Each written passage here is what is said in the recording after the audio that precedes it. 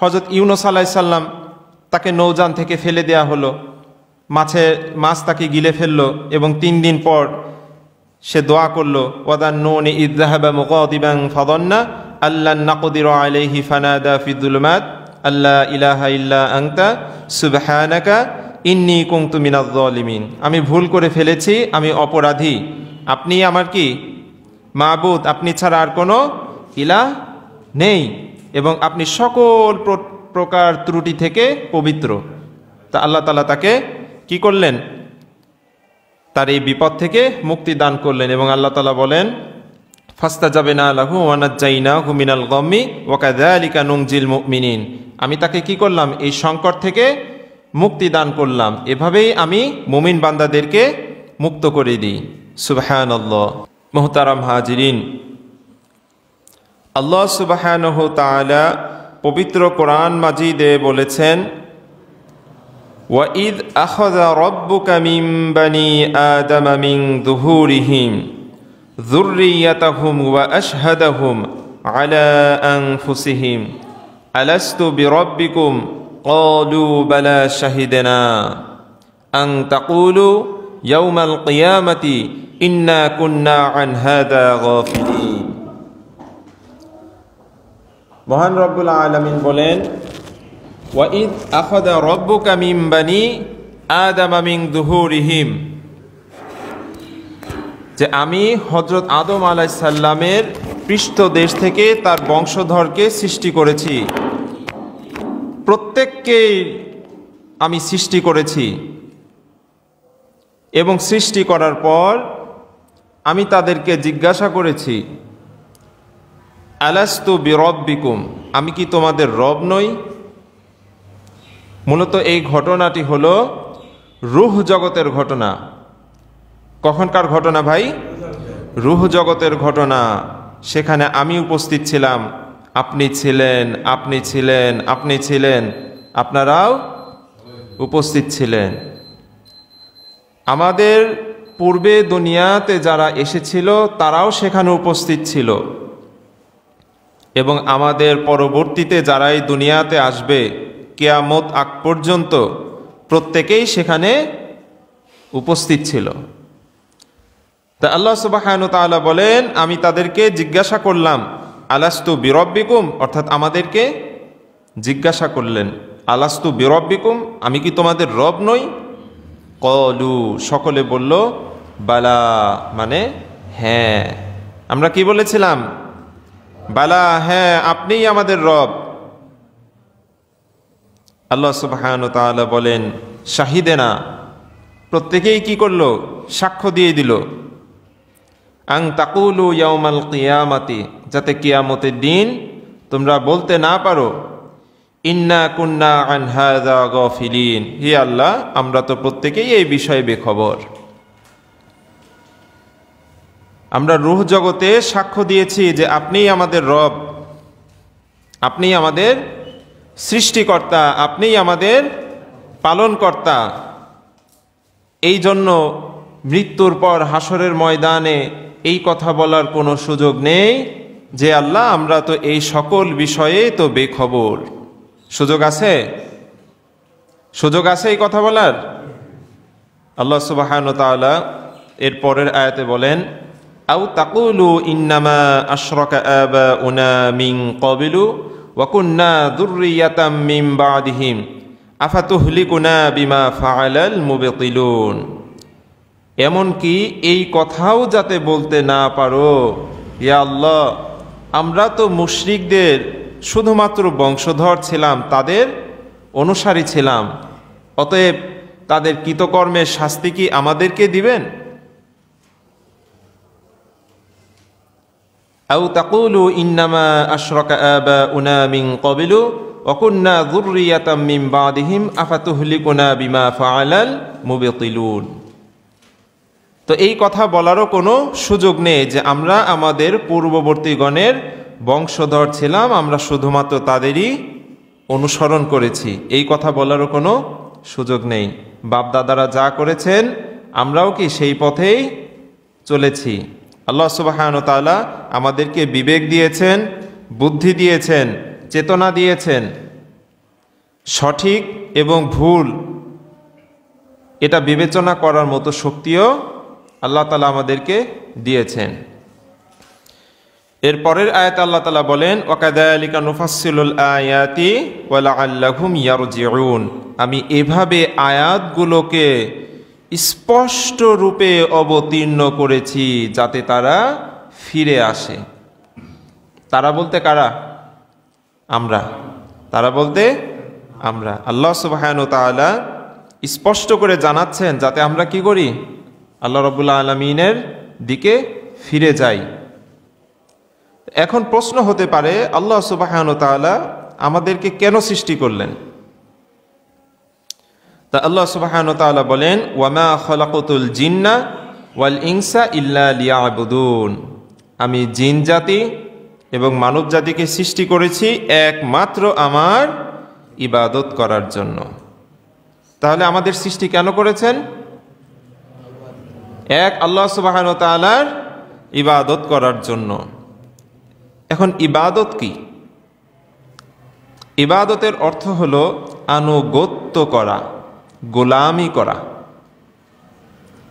ইবাদতের সংজ্ঞা হলো মানুষের দৈনন্দিন জীবনে প্রতিটি কাজে এক আল্লাহ তাআলার বিধি বিধান মেনে চলার নামই হলো ইবাদত। ইবাদত কাকে বলে? মানুষের দৈনন্দিন জীবনে প্রতিটি কাজে এক আল্লাহ তাআলার বিধি বিধান মেনে চলার নাম ইবাদত। আর দোয়া কাকে বলে? দোয়া অর্থ হলো ডাকা। দোয়া অর্থ ডাকা। আমরা যদি একটু খেয়াল করি তাহলে আমরা দেখতে পাবো ইবাদত অর্থ হলো আনুগত্য করা বা গোলামি করা। দোয়া অর্থ হলো ডাকা। অর্থাৎ ইবাদত এবং দোয়া এই দুটির শাব্দিক অর্থ ভিন্ন। দুটির শাব্দিক অর্থ কি? ভিন্ন। তো শাব্দিক অর্থ ভিন্ন হলেও ভাবার্থ কিন্তু একই। যেমন আমরা নামাজ পড়ি, সালাত আদায় করি, এটি কি ইবাদত না? কিন্তু দুই সেজদার মাঝখানে আমরা একটি দোয়া পড়ি, আল্লাহ রাসূল সাল্লাল্লাহু আলাইহি ওয়াসাল্লামের শেখানো দোয়া পড়ি না? রব্বি গফিরলি ওয়ারহামনি ওয়াআফিনি ওয়াহদিনি ওয়ারযুকনি। রব্বি গফিরলি, আমাকে ক্ষমা করে দিন। ওয়ারহামনি, আমার উপর রহমত বর্ষিত করুন। ওয়াআফিনি, আমাকে সুস্থতা দান করুন। ওয়াহদিনি, আমাকে হেদায়েত দান করুন। ওয়ারযুকনি, আমাকে রিজিক দান করুন। তো ইবাদতের মধ্যে আমরা কি করছি? আল্লাহ তাআলার কাছে দোয়া করছি না? আমরা চতুর্থ রাকাতে যে সকল নামাজ 4 রাকাতের হয়, 4 রাকাত বিশিষ্ট হয়, আমরা আত্তাহিয়াত পড়ি, দুরূদ শরীফ পড়ি, এরপরে দোয়া মাসুরা পড়ি না? এগুলো কি সব নিজেদের জন্য দোয়া না? সূরা ফাতিহা দিয়ে পড়ি না? সূরা ফাতিহার মধ্যে কি আছে? ইহদিনাস সিরাতাল মুস্তাকিম আছে না? এটা কি নিজের জন্য দোয়া না? এই জন্যই রাসূলুল্লাহ সাল্লাল্লাহু আলাইহি ওয়াসাল্লাম বলেছেন, আদ-দুআ হুল ইবাদা, আদ-দুআ হুয়াল ইবাদা, দোয়াই ইবাদত। তো দোয়া এবং ইবাদতের শাব্দিক অর্থ ভিন্ন হলেও ভাবার্থ কি? একই। আল্লাহ সুবহানাহু ওয়া তাআলা পবিত্র কোরআন মাজিদে বলেন, ওয়াইদা সাআলাকা ইবাদি আন্নী ফাইন্নী করিব উজিবু দাওয়াতাদ দাঈ ইযা দাআন ফালিয়াস্তাজিবু লি ওয়ালিয়ুমিনু বি লাআল্লাহুম ইয়ারশুদুন। হে নবী, আমার বান্দাগণ যখন আমার সম্পর্কে আপনার কাছে জিজ্ঞেস করে, আপনি তাদেরকে বলে দিন, আমি তাদের এতটাই নিকটবর্তী যে তারা যখন আমাকে ডাকে আমি তাদের ডাকে সাড়া দিই। সকলে বলে সুবহানাল্লাহ। তাহলে আল্লাহ সুবহানাহু ওয়া তাআলা আমাদের কতটা নিকটবর্তী যে আমরা ডাকলেই আল্লাহ তাআলা কি করেন? সেই ডাকে সাড়া দেন। এবং আল্লাহ তাআলা এই আয়াতের শেষাংশে বলছেন, অতএব তারা যেন মন দিয়ে আমার কথা শোনে এবং আমার দিকে ঈমান আনয়ন করে। ঠিক একইভাবে আল্লাহ সুবহানাহু ওয়া তাআলা আরেক জায়গায় বলেন, ওয়াকালা রাব্বুকুম উদউনি আস্তাজিব লাকুম ইন্নাল্লাযীনা ইস্তাকবিরুনা আন ইবাদাতি সায়াদখুলুনা জাহান্নামা দাখিরিন। ওয়াকালা রাব্বুকুম উদউনি, তোমরা আমাকে ডাকো। কে বলতেছেন এই কথা? আল্লাহ সুবহানাহু ওয়া তাআলা বলতেছেন, ওয়াকালা রাব্বুকুম উদউনি, তোমরা আমাকে ডাকো, আস্তাজিব লাকুম, আমি তোমাদের ডাকে সাড়া দিব। সকলে বলি সুবহানাল্লাহ। আল্লাহ তাআলা বলতেছেন তোমরা আমাকে ডাকো, তার মানে এটা কি আমাদের জন্য আদেশ, নির্দেশ দিচ্ছেন তাকে কি করতে হবে? ডাকতে হবে। তো আয়াত এখানেই শেষ নয়, বরং আল্লাহ তাআলা বলছেন ইন্নাল্লাযীনা ইস্তাকবিরুনা, আর যে অহংকার বশত আমার ইবাদত থেকে মুখ ফিরিয়ে নিবে।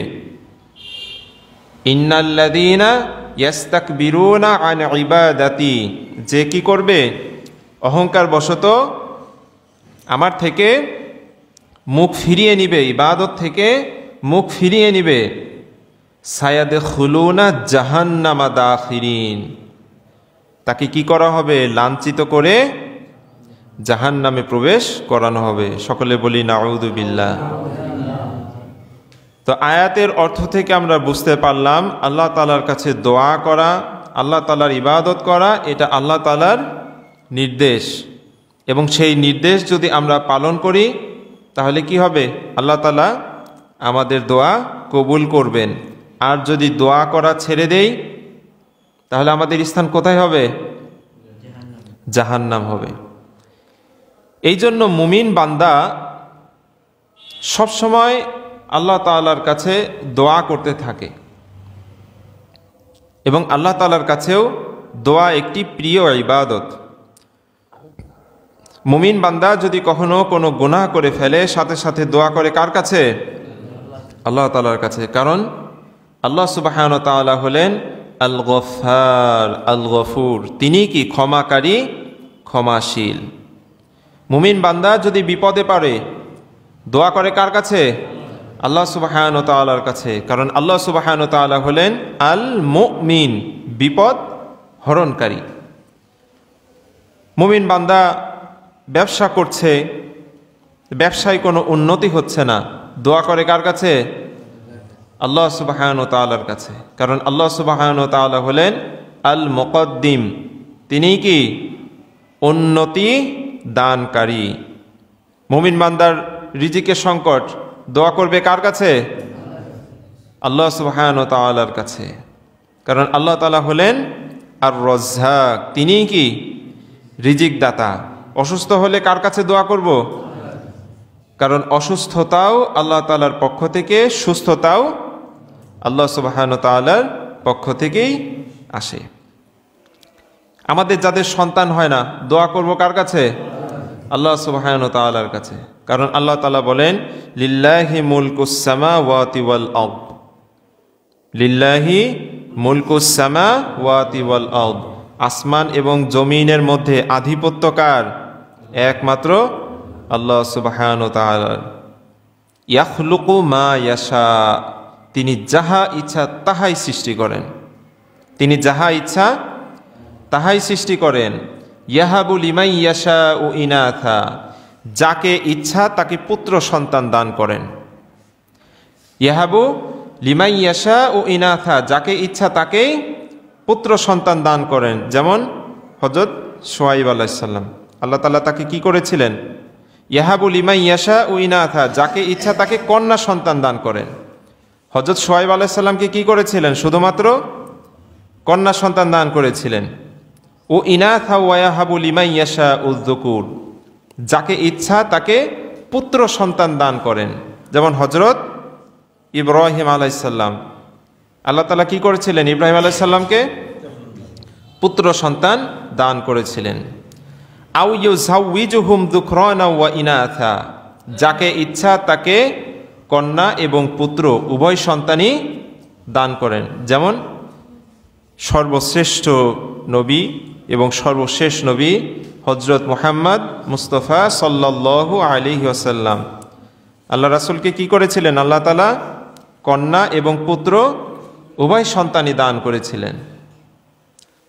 আউ ইয়াযাউযুহুম যুকরানা ওয়া ইনাথা ওয়া ইয়াজআলু মান ইয়াশাউ আকিমা, এবং যাকে ইচ্ছা তাকে কোনো সন্তানই দান করেন না। আছে না আমাদের সমাজে?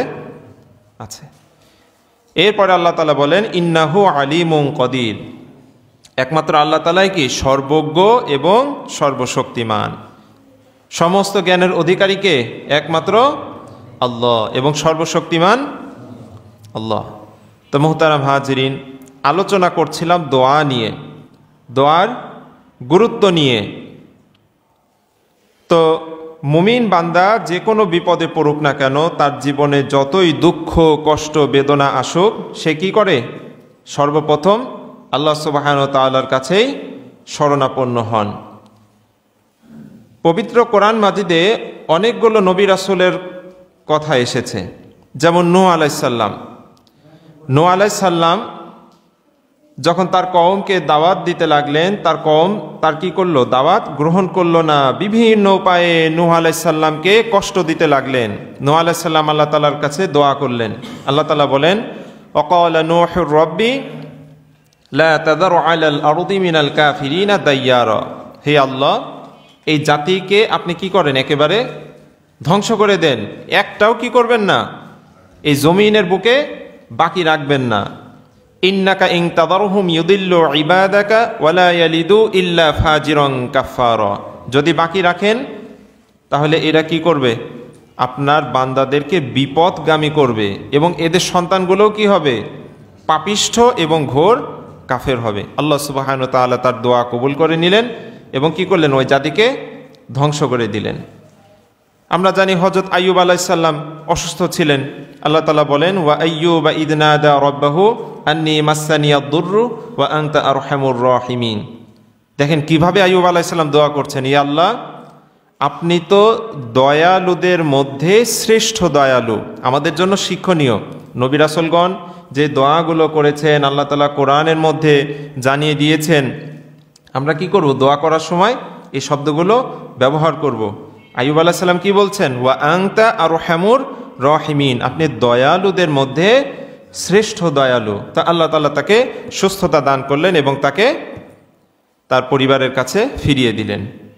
হযরত ইউনূস আলাইহিস সালাম, তাকে নৌযান থেকে ফেলে দেয়া হলো, মাছ তাকে গিলে ফেললো এবং 3 দিন পর সে দোয়া করলো ওয়াদান্নুনি ইয যাহাবা মুগাদিবান ফাযান্না আল্লান নাকদিরু আলাইহি ফানাদা ফি যুলুমাত আল্লা ইলাহা ইল্লা আনতা সুবহানাকা ইন্নী কুনতু মিনাজ জালিমিন, আমি ভুল করে ফেলেছি, আমি অপরাধী, আপনি আমার কি মাবুদ, আপনি ছাড়া আর কোনো ইলাহ নেই এবং আপনি সকল প্রকার ত্রুটি থেকে পবিত্র। তা আল্লাহ তাআলা তাকে কি করলেন? তার এই বিপদ থেকে মুক্তি দান করলেন এবং আল্লাহ তাআলা বলেন ফাস্তাজাবনা লাহু ওয়া নাজ্জাইনাহু মিনাল গাম্মি ওয়া কাযালিকা নুনজিল মুমিনিন, আমি তাকে কি করলাম? এই সংকট থেকে মুক্তি দান করলাম, এভাবেই আমি মুমিন বান্দাদেরকে মুক্ত করে দিই। সুবহানাল্লাহ।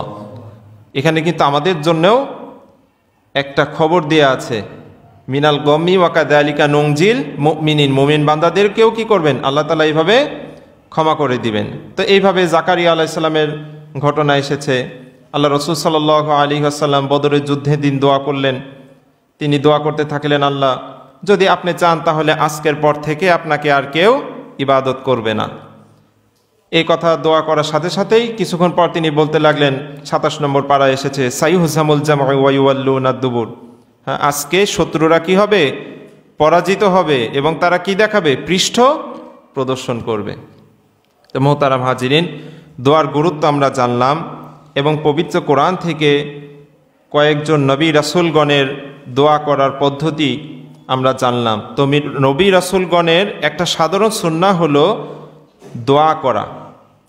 ছোট বড় যে কোনো সমস্যা, বড় থেকে বড় বিপদ যাই হোক না কেন, সর্বপ্রথম কি করা? দোয়া করা এবং আল্লাহ তাআলার কাছে শরণাপন্ন হওয়া। আমরা আমাদের পরিবারকে এই জিনিসটি শিখাবো, আমাদের সন্তানদেরকেও কি করব? শেখাবো। সন্তান যদি বলে, বাবা আমাকে একটা ডিম এনে দাও, একটা কলা এনে দাও, এনে তো দিবই, কিন্তু কি বলবো বাবা, আল্লাহর কাছে একটু দোয়া করো। সব কিছু দেওয়ার মালিক কে? আল্লাহ। এর দ্বারা ধীরে ধীরে তার ইয়াকিন বাড়তে থাকবে এবং তার ঈমান কি হতে থাকবে? শক্তিশালী হতে থাকবে। আমরা ঘর থেকেই এই আমল শুরু করার চেষ্টা করব ইনশাআল্লাহ। আল্লাহ সুবহানাহু ওয়া তাআলা আপনাকে আমাকে সকল অবস্থায়, সুখে দুঃখে কষ্টে, যে কোনো পরিস্থিতিতে, যে কোনো সমস্যার সম্মুখীন হলে সর্বপ্রথম এক আল্লাহ সুবহানাহু ওয়া তাআলার কাছে শরণাপন্ন হয়ে তার কাছে দোয়া করার তৌফিক দান করুন। সকলে বলি আমিন। ওয়া আখির দাওয়ানা আনিল হামদুলিল্লাহি রাব্বিল আলামিন।